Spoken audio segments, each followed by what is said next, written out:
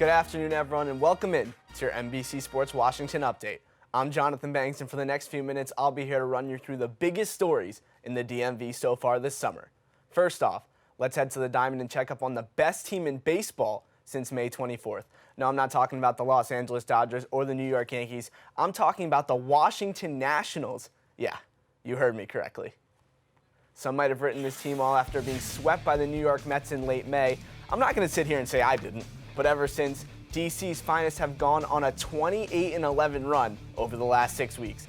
There have been several key factors fueling this turnaround, but the main pillar to their success has been on the mound in the form of their starting pitching.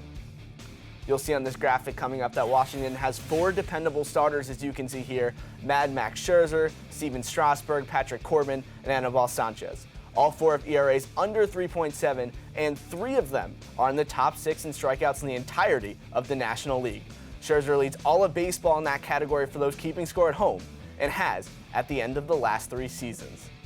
If the Nats can find consistency with their 5th starter, a role Austin Voth has looked really good for, it's a possibility the Navy Yard Ballpark Metro stop will be busy come early October.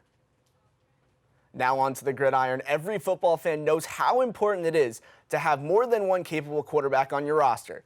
Just ask our friends over at NBC Sports Philadelphia. Or even look last year, with Mark Sanchez and Josh Johnson taking turns in the pocket at FedEx Field. Now that wasn't really pretty. Anyway, with Case Keenum and Dwayne Haskins in the fold for the Redskins, and Colt McCoy, who might know the offense better than some of the coaching staff, Jay Gruden has a tough decision to make on who will play quarterback week 1. According to Haskins at OTAs, he hasn't heard anything about who will take the reins in Philly. We haven't gone into great detail about what it takes to win or anything like that. They just tell me to do what I have to do every day, and let it take care of itself. It's not a race; it's a marathon. So I'm just trying to get better every day. Haskins comes in with a lot of talent, but does have a lot of room to grow. Now I want to take a look at one of the veteran arms in the race. Case Keenum's production in the last 2 years shows similar touchdown results while he was in Denver and Minnesota. But the huge difference in interceptions tells the story of why he did not stick in John Elway's plans. Just 2 years ago, Keenum was starting in the NFC Championship game against the Eagles. That offseason, he was replaced in Minnesota by Kirk Cousins. Now Kirk Cousins is a man who needs no introduction in these parts.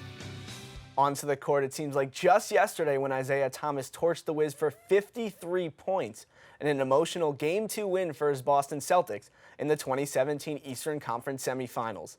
Thomas was everywhere that night, driving inside at will and connecting with ease from beyond the arc. Boston would go on to win that series in 7 games, and next year, in January 2017, Wizards players continued the bad blood. The team rolled up to the then Verizon Center in all black, with John Wall calling the game a Celtics funeral.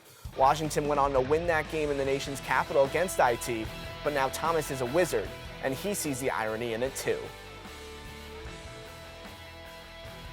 There was real, it felt like it was real beef there. Right. Even though me and John and those guys are friends, it was becoming a real rivalry. And I never thought I would be a Wizard, but you never know what will happen in this league. And I'm just happy to be able to get the opportunity and be around good guys, a coaching staff that I respect, players that I respect and battle against. And I'm glad to bring what I can to the team.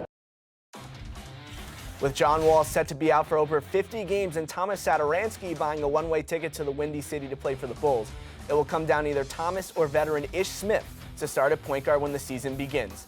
Thomas has the edge in career points per game, but here's what the Wizards will be getting based on production from last season. Smith has the edge in everything as seen by the yellow writing throughout his column. This includes sharing the basketball and shooting at a higher clip from the field, but Thomas only played in 12 games last year due to injury and a stacked Denver depth chart.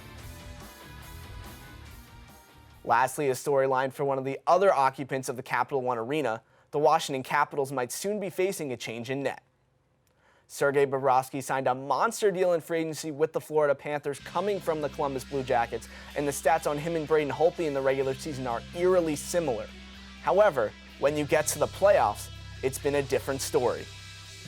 The Sunshine State's new goaltenders played substantially less games in the postseason, but Holtby sports a winning record with a higher goals against average and save percentage.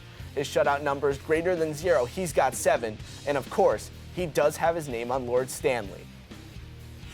If the Capitals brass meets and they do decide to ink Braden Holtby to a gigantic contract extension, that would most likely mean prize prospect Ilya Samsonov won't be protected in the expansion draft.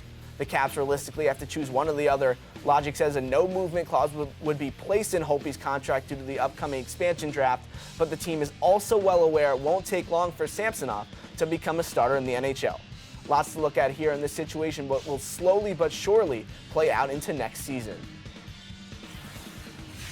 Now some other top stories from around the district. Don't forget about DC United and the Washington Mystics. Both teams near the top of their respective leagues. Not only that, Rose Lavelle and Mallory Pugh won the Women's World Cup and played club soccer for the Washington Spirit. Lavelle scored in the World Cup final. She also won the bronze ball as the third best player in the tournament. Arena Football League playoffs are also on the horizon, so it really is a great time to be a DC sports fan. That wraps it up for this edition of your NBC Sports Washington update. Make sure to follow us on Twitter at NBCS Washington and download the My Teams app to get all of the news on your favorite DC area teams. I'm Jonathan Banks. Thanks for joining us, and we'll catch you next time.